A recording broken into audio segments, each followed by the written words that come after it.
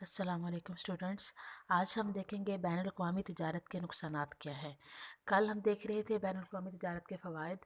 تو ہر چیز جس کے کچھ فوائد ہوتے ہیں، میرٹس ہوتی ہیں، کچھ خوبیاں ہوتی ہیں، تو اس کے ساتھ ساتھ اس کی کچھ خامیاں بھی ہو سکتی ہیں۔ تو بین الاقوامی تجارت کے اگر ہم دیکھیں کچھ نقصانات بھی ہیں۔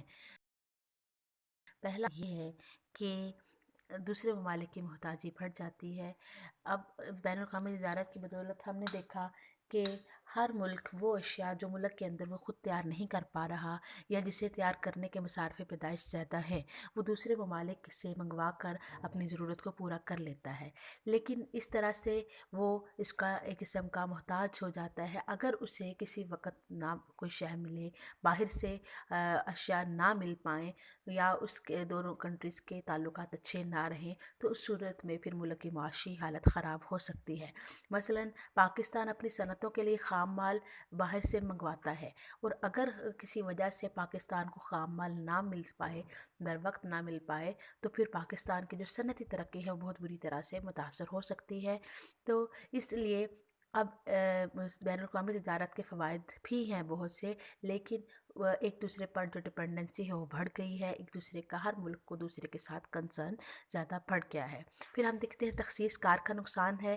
اب بین الاقوامی تجارت کی بدولت جو اشیاء کسی ایک ملک میں سستے داموں تیار ہوتی ہیں، وافر مقدار میں پائی جاتی ہیں، وہ ملک اس میں تخصیص حاصل کر لیتا ہے، اسپیشلائزیشن اس میں کر لیتا ہے، اور دوسرے ممالک کو وہ پھر باہر برآمد کرتا ہے۔ لیکن اگر بعض اوقات دوسرے ممالک خود اس شے کو پیدا کرنا شروع کر دیں یا اس شے کا نعم البدل دریافت کر لیں، تو تخصیص کرنے والا جو ملک ہے پھر وہ اسے خاصا نقصان پہنچتا ہے، کیونکہ اس کو اپنی منڈیوں سے ہاتھ دھونا پڑتا ہے۔ اب اسے اپنی اشیاء کو فروخت کرنے کے لیے نیا ملک، نئی منڈیاں تلاش کرنا پڑیں گی۔ تو اس لیے اس کی جو رسد ہے، اس کے پیدا کردہ اشیاء، ان کی ڈیمانڈ کم ہو سکتی ہے، تو پھر اس صورت میں اسے نقصان ہوگا۔ پھر ہم دیکھتے ہیں کہ بین الاقوامی تجارت میں ہمیشہ جو نقصان ہے وہ پسماندہ ممالک فیس کرتے ہیں۔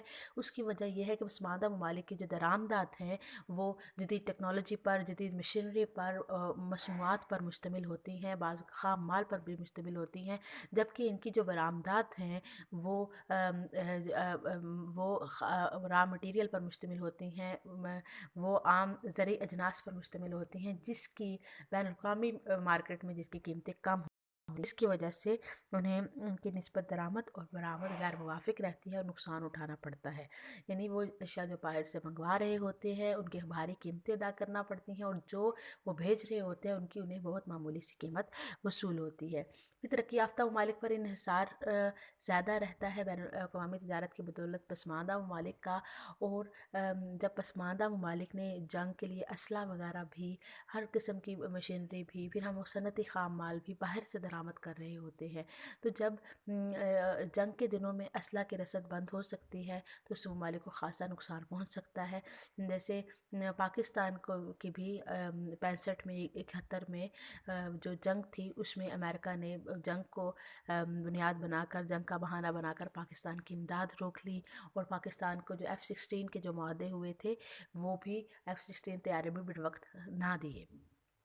تو اس صورت میں ایک ملک کو، پسماندہ ممالک کو خاصا جو ہے وہ نقصان اٹھانا پڑتا ہے، اور ان کا انحصار ترقی یافتہ ممالک پر ہوتا ہے، پھر وہ جو چاہیں جب چاہیں رسد شے کی روک سکتے ہیں۔ غیر ملکی مقابلہ ہے۔ پھر بین الاقوامی تجارت کی بدولت ہم دیکھتے ہیں غیر ملکی مقابلے کا سامنا ہوتا ہے پسماندہ ممالک کی اجناس کو، پسماندہ ممالک کی اشیاء کو، پسماندہ ممالک کی برآمدات کو۔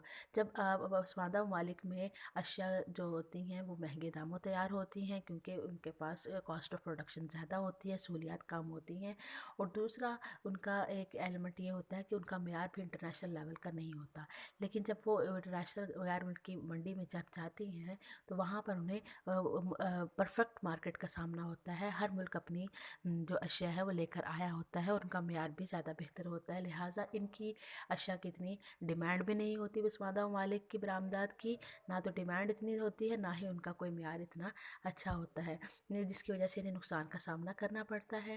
پھر جنگ اور رقابت ہم دیکھتے ہیں کہ وہ بھی بین الاقوامی تجارت کی بدولت وجود میں آتی ہے۔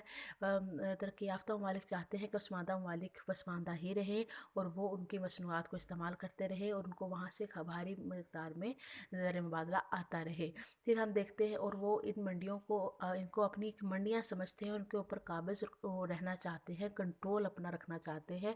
تو یہی جو چیز ہے وہ بین الاقوامی امن کو خراب کر رہی ہے۔ اس کے علاوہ ہم دیکھتے ہیں کہ رقابت دیکھنے میں آتی ہے۔ اگر کوئی ملک ترقی کی طرف گامزن ہوتا ہے، اس کی مصنوعات پوری مارکیٹ میں، پوری دنیا کے مارکیٹ میں زیادہ بکتی ہیں، تو پھر ایک سرد جنگ کا آغاز ہو جاتا ہے۔ جیسے ہم دیکھتے ہیں آج کل امریکہ اور چائنا کے درمیان ہے کہ چائنا کی جو مصنوعات ہیں وہ اس نے پوری دنیا کو اپنی لپیٹ میں لیا ہے۔ پوری دنیا جو ہے وہ اس کی چائنیز مصنوعات اب استعمال کر رہی ہے۔ انٹرنیشنل مارکیٹ کو پوری طرح سے اس نے آکوپائی کر رکھا ہے اور اس کی وجہ سے اس کے زر مبادلہ کے ذخائر بھی بڑھ رہے ہیں، اس کی ترقی بھی بہت بڑھتی چلی جا رہی ہے، جس نے امریکہ کو خائف کر رکھا ہے اور وہ جو ہے وہ اس کو اپنا اوپوننٹ کنسیڈر کرتا ہے، اور جس طرح سے اپنا مقام چائنا دنیا میں بنا رہا ہے تو وہ جلد ہی سپر پاور بن جائے گا۔ تو اس کی وجہ سے ہم دیکھتے ہیں کہ امریکہ میں بہت جو بے چینی ہے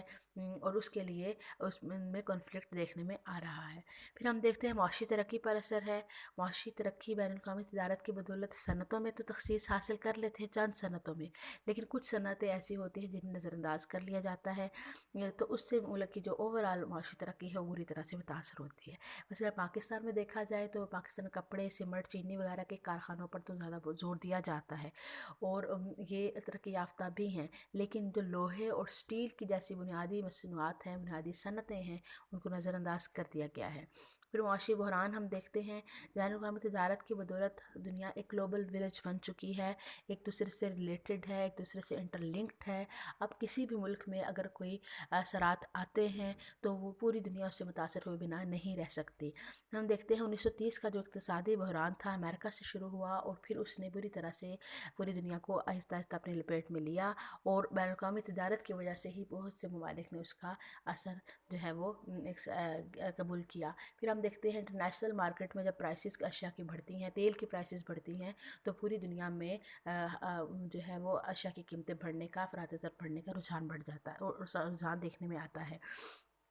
پھر ہم دیکھتے ہیں کہ صنعتی ترقی پر بھی اثر انداز پسماندہ ممالک کی صنعتیں چونکہ کافی نقصان میں رہتی ہیں، کیونکہ زر مبادلہ کرنے کے لیے اپنا خام مال دوسرے ممالک کو یہ بیچ دیتے ہیں، جس کی وجہ سے ملک کو کی اپنی جو صنعتیں ہیں وہ خسارے میں چلی جاتی ہیں۔ ہونا تو یہ چاہیے کہ پہلے اپنی جو صنعتیں ہیں ان کو خام مال فراہم کیا جائے، ملکی خام مال، تاکہ وہ انہیں استعمال میں لا کر پروڈکشن کر سکے، لیکن کیا کیا جاتا ہے کہ ہم زر مبادلہ کمانے کے لیے اسے ہم باہر بیچ دیتے ہیں۔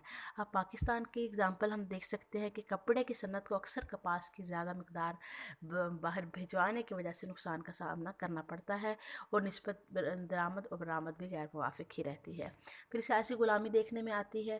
بین الاقوامی تجارت کی بدولت جو پسماندہ ممالک ہیں وہ اپنی آزادی کھو بیٹھتے ہیں اور سیاسی آزادی کھو بیٹھتے ہیں، اور تجارت کرنے والے ممالک جو ہیں وہ دوسرے جو ترقی یافتہ ممالک ہیں وہ ایسے ممالک کی ان سے فائدہ اٹھاتے ہیں، ان پر قابض ہونے کی کوشش کرتے ہیں۔